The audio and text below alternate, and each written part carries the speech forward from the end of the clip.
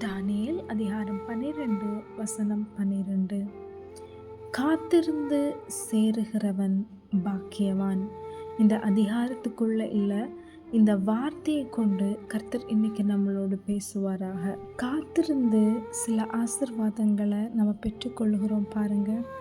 அது ரொம்ப விலை மதிக்க முடியாதது.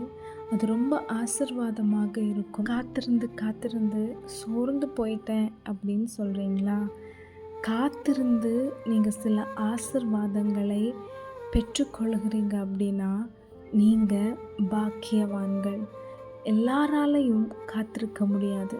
ஆனால் நீங்கள் காத்திருக்கிறீங்க, கர்த்தர் உங்களை காத்திருக்க வைக்கிறார் அப்படின்னாலே அதில் ஒரு மகிமை இருக்குது. நீங்கள் பாக்கியவான்கள். பல வருஷமாக சிலவைகளுக்காக காத்து கொண்டிருக்கிறீங்கள, அதை பெற்றுக்கொள்ளுகிற நாட்களுக்குள்ள கர்த்தர் நம்மளை கொண்டு வந்திருக்கிறார்.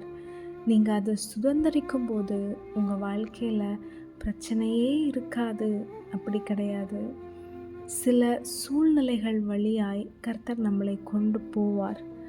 ஆனாலும் அந்த சூழ்நிலைகளில் கர்த்தரே நம்மளோடு கூட இருந்து அதை எப்படி மேற்கொள்ளணும், அதை எப்படி தாண்டி போகணும்னு கற்றுத்தருவார், சொல்லித்தருவார்.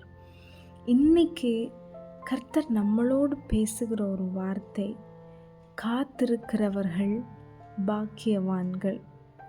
நம்ம ஒரு விஷயத்துக்காக காத்திருக்கிறோம் அப்படின்னா நீங்கள் பாக்கியவான்கள். காத்திருந்த நாட்கள் முடிந்து அந்த ஆசீர்வாதத்தை, அந்த நன்மையை சுதந்திரிக்கிற அந்த நாட்கள் வரும் பொழுது, நான் காத்திருந்தேன் அதனால் இதை நான் பெற்றுக்கொள்கிறேன் அப்படிங்கிற ஒரு நாளும் அந்த சுயம் நமக்குள்ளே வெளிப்படாதபடிக்கு இத்தனை நாட்கள், இத்தனை வருஷம் ஏசப்பா என்னை காத்திருக்க வைத்தார்.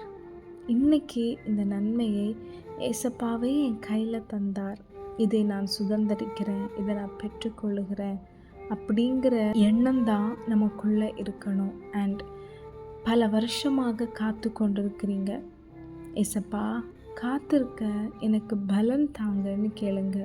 இன்னும் எப்போ அது உங்களுக்கு கிடைக்கும் அப்படிங்கிற ஒரு உறுதி உங்களுக்கு இல்லை அப்படின்னாலும், இத்தனை நாட்கள் என்னை காத்திருக்க வைத்தீங்க, இன்னமும் நீங்கள் எனக்கு தருகிற வரைக்கும் நான் காத்திருக்க எனக்கு கிருபை தாங்கப்பான்னு ஏசப்பா கிட்ட கேட்க போகிறோம். நம்ம எவ்வளவு அடம் பிடிச்சி இன்றைக்கே எனக்கு வேணும் அப்படின்னு நம்ம கேட்டு இன்றைக்கி நம்ம பெற்றுக்கொண்டா கூட அதை எப்படி நம்ம கொண்டு போகணுங்கிற ஒரு நாலேஜே நமக்கு இல்லாமல் இருக்கும். அதை ஈஸியாக நம்ம இழந்துற ஒரு சூழ்நிலை கூட வரலாம்.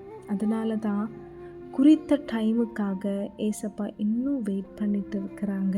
இன்னைக்கு கர்த்தர் நம்மளோடு இந்த வார்த்தையை பேசுகிறார் என்றால் இன்னும் கொஞ்ச நாட்கள் தான் அப்படிங்கிற ஒரு உறுதியை கர்த்தர் நமக்கு தருகிறார். அது இன்னும் எவ்வளோ நாட்கள் போகும் அப்படின்னு தெரியாது. ஆனால் காத்திருப்பதற்கு வேர்த்தாதான் அந்த ஆசீர்வாதம் இருக்கும் என்பது நிச்சயம். நீங்கள் காத்திருக்கிற காத்திருப்பு வீணாக போகாது. நீங்கள் பாக்கியவான்களாய் இருக்கிறீங்க. இந்த ஒரு வார்த்தையை கொண்டு இன்னும் நம்ம ஓட போகிறோம். ஏசப்பாவை பார்த்து சொல்லலாமா? ஏசப்பா, நான் ரொம்ப வருஷம் காத்திருக்கிறேன் ஒரு நன்மைக்காக. ஆனால் இன்னமும் காத்திருக்கணும்னு நீங்கள் சொல்கிறீங்கன்னா, நீங்கள் சொல்கிறபடினால நான் சந்தோஷத்தோடு காத்திருக்கிறேன். எனக்கு வலிக்குது, பட் இருந்தாலும் நீங்கள் என்னுடைய தகப்பன். எனக்கு எப்போ இது தரணும், என் வாழ்க்கையில் எப்போ இது நடக்கணும்னு உங்களுக்கு தெரியும்லப்பா. என் வாழ்க்கையில் நீங்கள் முன்குறித்த காலத்தில் நீங்கள் முன்குறித்தவைகள் என்னிடத்துல வந்து சேரட்டும். ஒன்றே ஏசப்பாவை பார்த்து சொல்ல போகிறோம். ஏசப்பா, இந்த உலகத்தில் இருக்கிறவைகளுக்காக நான் உங்களை தேடலை. இந்த உலகத்தில் என்னது நான் பெற்றுக்கொண்டாலும் அது இந்த உலகத்தோடையே போயிடும். ஆனால் நீங்கள் மட்டும்தான் கடைசி வரைக்கும் என் கூட இருக்க போகிறது. எனக்கு நீங்கள் தான் வேணும். ஒரு நாளும் நான் உங்களை துக்கப்படுத்தக்கூடாது. ஒரு நாளும் உங்ககிட்ட நான் கேள்வி கேட்கக்கூடாது. எத்தனை வருஷங்கள் இன்னும் நான் காத்திருக்கணும் அப்படின்னாலும் காத்திருக்க எனக்கு கிருபை தாங்கப்பான்னு கேட்க போகிறோம். ஏசப்பாவுக்கு பிரியமான ஒரு பிள்ளைகளாய் நம்ம வாழலாம்.